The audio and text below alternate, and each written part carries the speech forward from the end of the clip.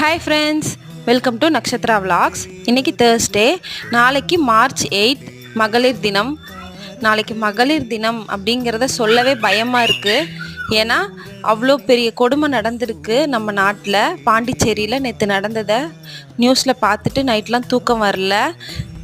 என்ன சொல்கிறதுனே தெரியல. ஜட்ஜ்மெண்ட் இவ்வளோ லேட் ஆகுது.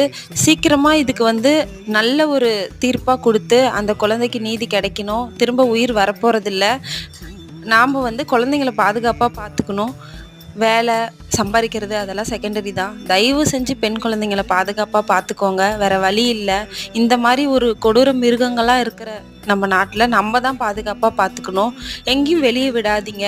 நம்மக்கிட்ட ஒரு கோல்டு இருந்தால் அதை நம்ம எவ்வளோ பாதுகாப்பாக இப்போ இருக்கிற மதிப்புக்கு எவ்வளோ பாதுகாப்பாக பார்த்துக்கோமோ, பெண் குழந்தைங்க அதை விட மதிப்பு அதிகம். தயவு செஞ்சு பாதுகாப்பாக பார்த்துக்கோங்க. வேறு வழி இல்லை. மிருகங்க இருக்குது இந்த நாட்டில்.